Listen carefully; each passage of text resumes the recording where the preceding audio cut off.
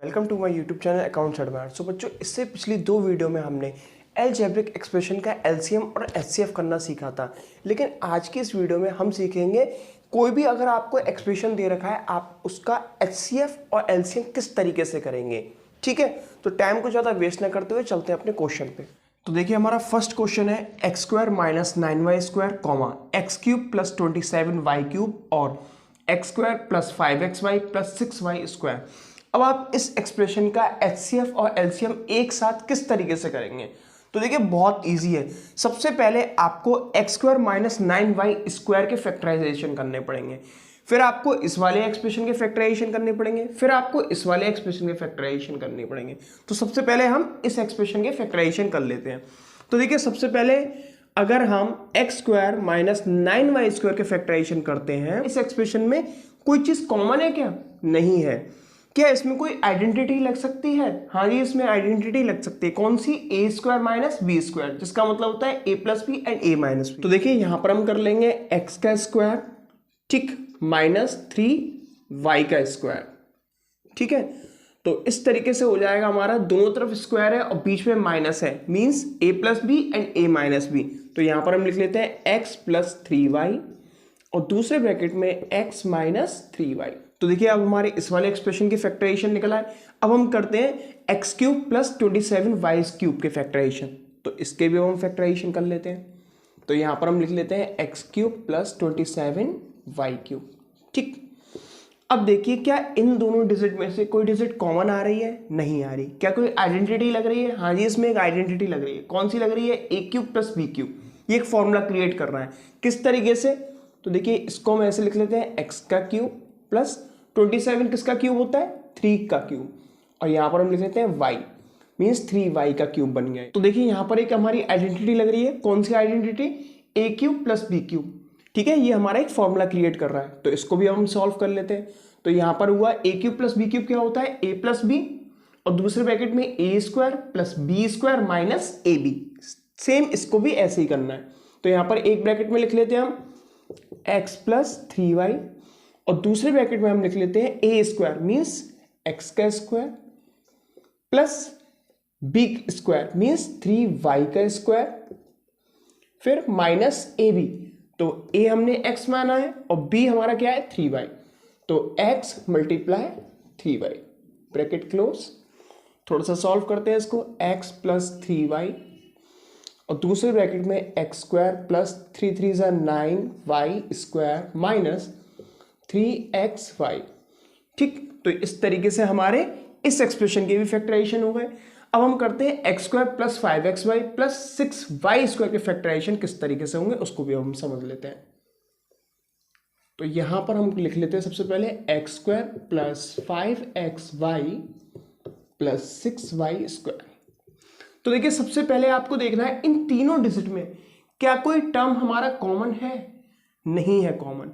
क्या इसमें कोई आइडेंटिटी लग रही है? नहीं लग रही। तो इसको हम नॉर्मली फैक्टराइजेशन कर लेते हैं। अब किस तरीके से करेंगे? सबसे पहले आपको देखना है एक्स स्क्वायर का कोफिशिएंट नंबर क्या है? 1। ठीक, और लास्ट में हमारा जो वाई स्क्वायर का कोफिशिएंट क्या है? उसका कोफिशिएंट है 6। 1 और 6 का आप मल्टीप्लाई करा दीजिए, क्या आएगा? 6।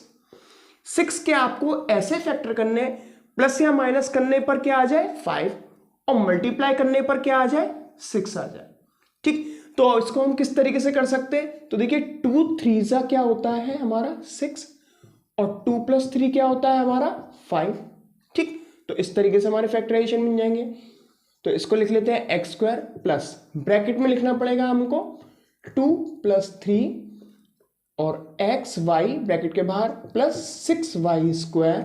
ठीक है, इक्वल एक्स स्क्वायर 2 का मल्टीप्लाई एक्स वाई से करा दीजिए प्लस 2xy हो जाएगा, 3 का मल्टीप्लाई वापस xy से प्लस का 3xy हो जाएगा प्लस 6y²। अब इन दोनों टर्म में कॉमन और इन दोनों टर्म में आपको कॉमन नंबर निकालना है। तो देखिए, इन दोनों टर्म में कॉमन क्या निकलेगा? x, ब्रैकेट में रह जाएगा x प्लस 2y। ठीक, क्योंकि x तो बाहर निकल आया ना, y तो बचा वहां पर, 2y रह गया। अच्छा, प्लस लगा लेते हैं। अच्छा, अब इन दोनों में कॉमन क्या है? एक तो देखिए 3 कॉमन है, 3 2 = 6 होगा वहां पर, है ना, 3 बार आ गया। एक क्या कॉमन होगा, वाई, वाई यहां पर भी है, वाई यहां पर भी है, वाई बाहर आ गया। ब्रैकेट बना लेते हैं, अंदर क्या रह गया, एक्स बचा वहां पर, क्योंकि 3y बाहर आ गया, एक्स बचा प्लस, ठीक है, हमने 3y बाहर निकाला है तो वहां पर क्या बचा, 2 और y, ब्रैकेट क्लोज। अच्छा, अब इन दोनों टर्म में भी हमारा कॉमन नंबर निकल जाएगा, क्या निकलेगा, x प्लस 2y और दूसरे ब्रैकेट में x plus 3y, bracket close. तो देखिए हमारे तीनों एक्सप्रेशन के फैक्टराइजेशन बड़े इजीली निकला है। अब हम इसी क्वेश्चन का पहले एचसीएफ करेंगे और फिर सबसे बाद में एलसीएम करेंगे। और तो देखिए किस तरीके से कर सकते हैं। तो सबसे पहले हम यहाँ पर एचसीएफ लिख लेते हैं। तो सबसे पहले आपको देखना है इन तीनों एक्सप्रेशन के फैक्टराइजेशन में से कॉमन फैक्टर कौन सा है। तो देखिए common factor x plus 3y यहाँ पर भी है, x प्लस 3y यहाँ पर भी है और x प्लस 3y यहाँ पर भी है, ठीक। तो हमारा HCF होगा x प्लस 3y, ठीक। क्या और कोई चीज कॉमन है, नहीं है। अच्छा, जब बात आती है एलसीएम की, तो एलसीएम में क्या होता है, जो HCF होता है सबसे पहले तो उसको एलसीएम में आप लिख लीजिए, ठीक। मतलब कॉमन को तो आपको लिखना है और जो कॉमन फैक्टर नहीं है आप उसको भी उतार के रख लीजिए, वही उस एक्सप्रेशन का एलसीएम हो जाएगा। तो सबसे पहले यहां पर क्या है, x माइनस 3y, फिर क्या है x square plus 9y square minus 3xy और फिर सबसे बाद में है x प्लस 2y। यही हमारा आंसर हो जाएगा। तो देखिए इस तरीके से हम इन तीनों एक्सप्रेशन का HCF और LCM बड़े इजीली कर सकते हैं। तो देखिए हमारा सेकंड क्वेश्चन है x की power 4 minus 2x cube plus 2x minus 1 और x cube minus x square minus x plus 1। अब आप इन दोनों एक्सप्रेशन का HCF और LCM किस तरीके से करेंगे, तो देखिए वो भी बहुत ईजी है।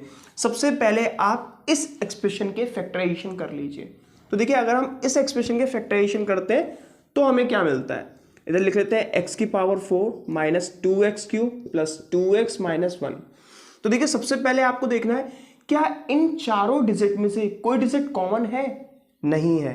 क्या कोई आइडेंटिटी लग रही है, तो देखिए इस एक्सप्रेशन में कोई भी हमारी आइडेंटिटी नहीं लग रही, लेकिन अगर हम इन सभी टर्म्स को अरेंज कर दें तो हम आइडेंटिटी बड़ी इजीली लगा सकते हैं। तो देखिए सबसे पहले हम लिख लेते हैं x की पावर 4, ठीक। यहां पर हम 1 को यहां रख लेते हैं minus 1 minus 2x cube plus 2x, ठीक। अच्छा यहां पर देखिए यहां पर हमारी आइडेंटिटी लग जाएगी, कैसे लगेगी, ये बनेगा x स्क्वायर का स्क्वायर, ठीक, माइनस 1 का स्क्वायर बन जाएगा, ठीक। A square minus B square की आइडेंटिटी लगेगी यहां पर a plus B and a minus b minus, ठीक। अच्छा इन दोनों टर्म में कॉमन देख लेते हैं। कॉमन क्या है, 2x को बाहर निकाल लिया, ब्रैकेट बना लीजिए। यहां पर क्या रह गया हमारे पास, 2x से बाहर गया तो क्या बचा, x स्क्वायर, ठीक, माइनस प्लस माइनस 2x तो बाहर आ ही गया, उधर क्या बचा 1, ब्रैकेट, ठीक। अच्छा अब देखिए इधर आइडेंटिटी लगी है a square minus B square की, means a plus B and a minus B.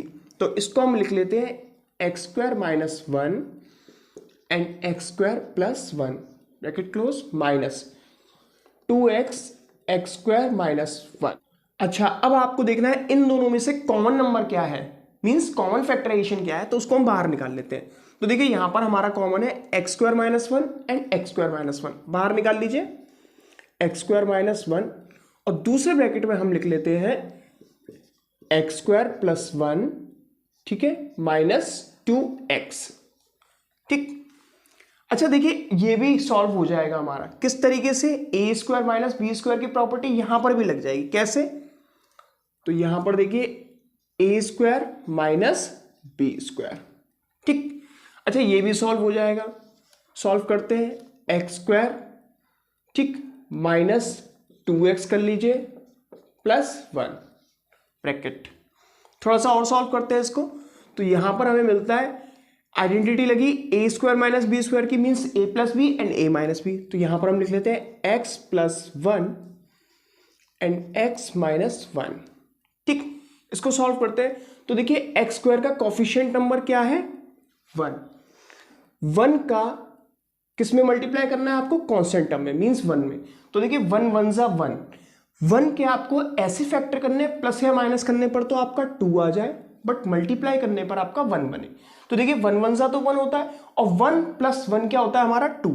तो यहां पर हम लिख लेते हैं एक्स स्क्वायर माइनस ब्रैकेट में 1 प्लस 1 बाहर x प्लस 1 ब्रैकेट क्लोज। तो यहां पर इसको थोड़ा सा और सॉल्व करिए, x plus 1 x minus 1 bracket x square minus plus minus का 1 का मल्टीप्लाई x में करा दीजिए, x आएगा माइनस प्लस माइनस 1 का मल्टीप्लाई वापस x में तो x आएगा प्लस 1 ब्रैकेट क्लोज। अब थोड़ा सा इसे और सॉल्व करते हैं, तो हमें यहां पर मिलेगा x प्लस 1 x माइनस 1, और दूसरे ब्रैकेट में कॉमन निकाल लीजिए, इन दोनों टर्म में कॉमन और इन दोनों टर्म में कॉमन। तो देखिए इन दोनों टर्म में कॉमन क्या आएगा हमारा x, दूसरे ब्रैकेट में रह जाएगा x माइनस 1 ब्रैकेट क्लोज। यहां पर है हमारा माइनस, माइनस लगा लिया।